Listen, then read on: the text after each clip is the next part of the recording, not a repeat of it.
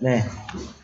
열왕기상 1장 오늘 본문은 11절에서 27절이라고 돼 있는데 이건 뭐 개인적인 거고 제 개인적으로는 이렇게 나누는 거 별로 좀 안 좋아합니다. 약간 드라마 1화를 10분 봤다가 멈춘 느낌이에요. 이게 1장 전체를 다 읽어야 됩니다, 사실. 이게 10분 읽다가 이렇게 멈추고 그리고 뭐 교훈을 보니까 뭐 큐티 책에서 뭐라 나오는 권위를 존중합시다. 근데 제가 단연코 말하는데 성경 본문은 이거를 위해서 존재하지 않습니다. 이게 다윗과 이 아도니아의 반란 사건이죠. 1장 전체를 제가 주제를 그냥 미리 말할게요. 아도니아의 반란 사건입니다. 아도니아의 반란과 솔로몬의 왕위 등극입니다. 예, 그냥 역사적 사실로. 예.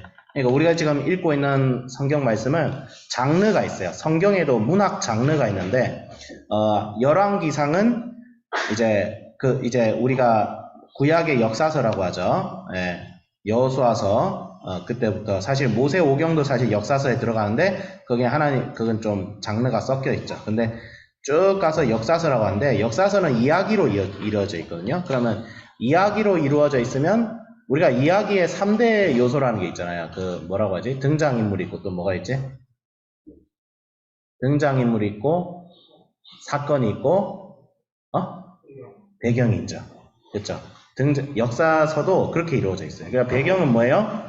다윗이 늙어가고 있어요. 그러니까 다윗이 죽을 때입니다. 배경은. 그리고 아도니아가 사건이 뭐예요? 아도니아가 반란을 일으키려고 하고 있습니다. 네.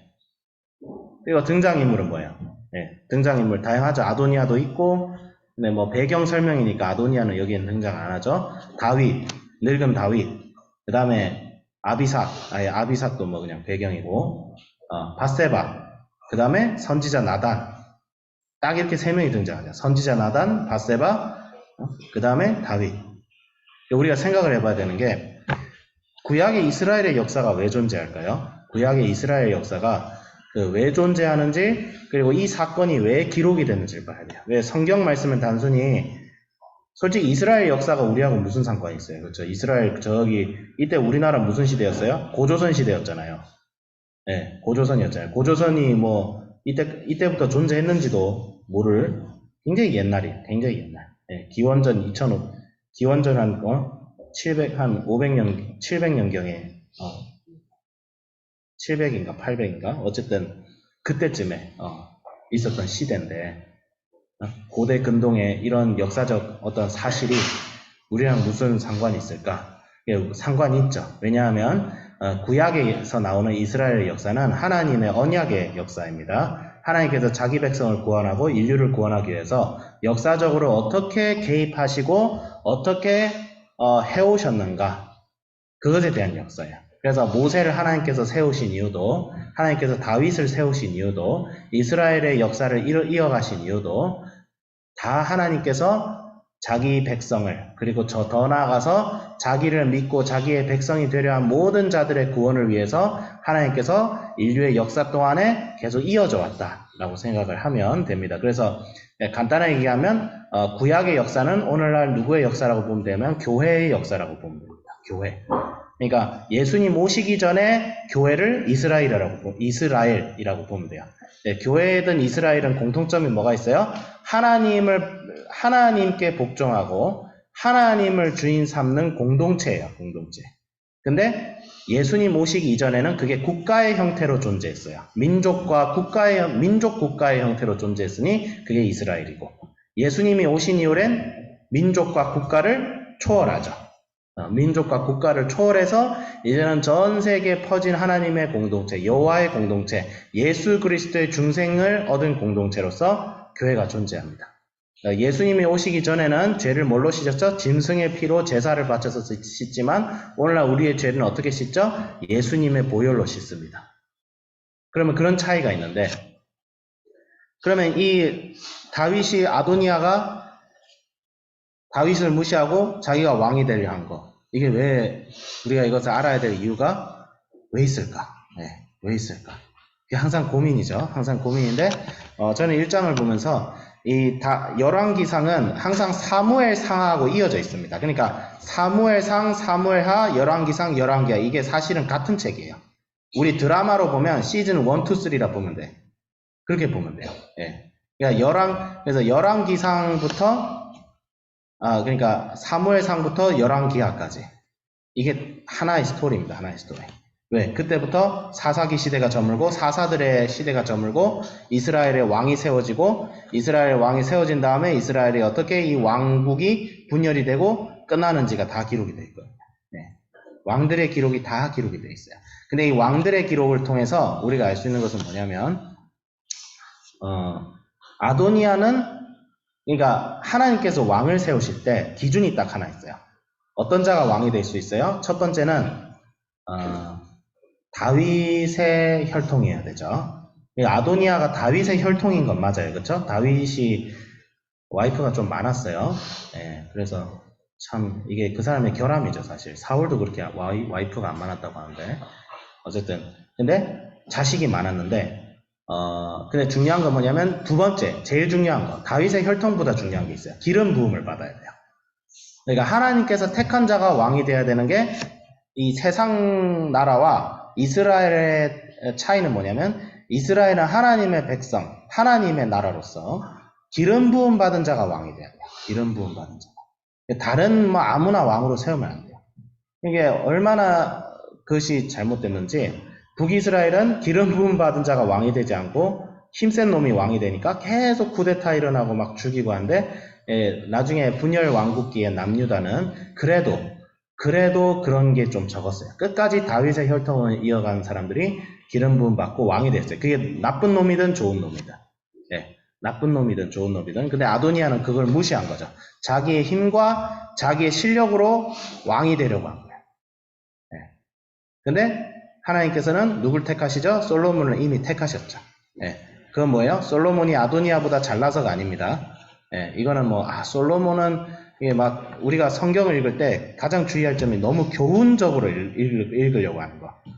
네. 오늘 큐티책에서 보면 막 교훈을 쓰잖아요. 물론 교훈이 중요합니다. 성경을 통해서 교훈을 얻어야 되지만 너무 교훈을 중심적으로 자꾸 읽으려 해요. 그러면 안 되고 성경은 그 성경을 쓰신 분의 의도대로 읽어야 돼요. 그래서 성경을 읽어보고 이 말씀이 도대체 왜 쓰여졌을까?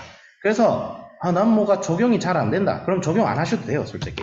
이게 굉장히 충격적인데 적용하기 어려우면 안 해도 됩니다. 그냥 하나님 이 말씀 이게 나랑 뭔 상관인지 모르겠습니다. 기도합니다.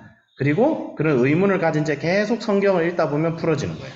성경 66권의 관점에서 보면 성경 전체의 관점에서 보면 근데 이 역사가 왜 존재하면 이게 바로 예수님이 오시기 위한 과정이거든요. 네.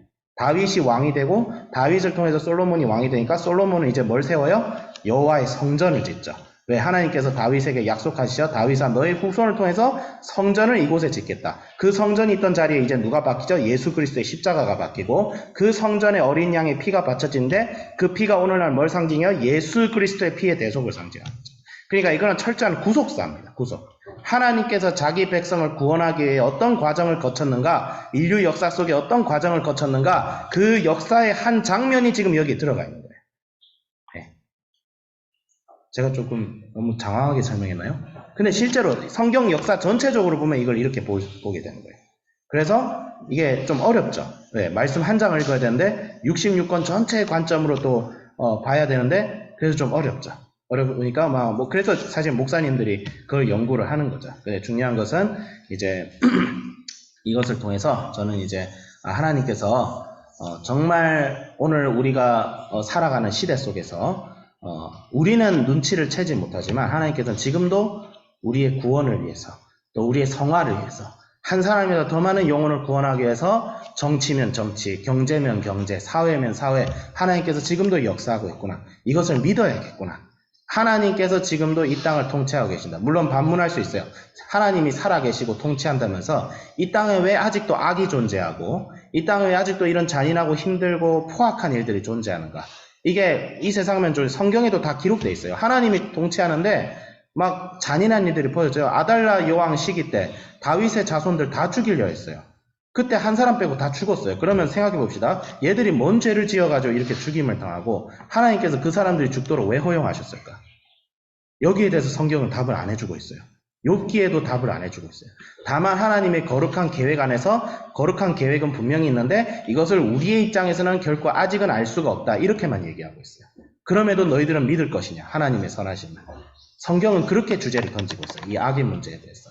중요한 것은 비록 우리의 눈과 우리의 시선으로는 이해할 수 없는 일이 벌어지고 이 세상에 악한 일들이 벌어져서 정말 하나님이 선하시고 이분이 지금도 이 세상을 다스리고 계시는가 의문이 들 수 있지만 그래도 하나님께서 이 땅을 통치하고 계신다. 결국은 하나님의 큰 계획과 선하심이 분명히 존재한다. 우리가 지금은 알 수 없지만 그분을 믿고 나아가면 그분의 선하심을 맛보아 알 수 있다. 그래서 증인들이 믿는 자들이 믿고 나서 증거를 나중에 받았다라는 히브리의 말씀이 우리의 삶 속에 성취될 수 있도록 해야겠다. 그렇게 적용을 했습니다. 시간 2분 초과돼서 죄송합니다. 기도하겠습니다. 하나님 아버지 감사드립니다. 오늘 예수님의 구속사의 어떤 한 부분을 저희들이 보는데 이스라엘의 역사가 지금은 우리하고 무슨 상관이 있을까? 좀 아리송하긴 하지만 주님께서 말씀을 통하여 오늘날 우리에게 하시고자 하는 말씀이 분명히 있습니다. 그것을 우리들이 잘 적용하여서 우리의 삶에 정말 예수님의 백성답게 예수님의 사람답게 예수님이 우리 삶의 주인과 왕이 되어서 이 땅에 아무리 악하고 힘든 일이 있어도 우리가 그것을 잘 개척해 나가고 승리해 나가는 하나님이 오늘도 우리를 위하여 통치하고 계신다. 이런 사상과 믿음을 가지고 살아가게 하여 주시옵소서. 감사드리며 예수 그리스도의 이름으로 기도드립니다. 아멘. 네, 수고하셨습니다. 감사합니다.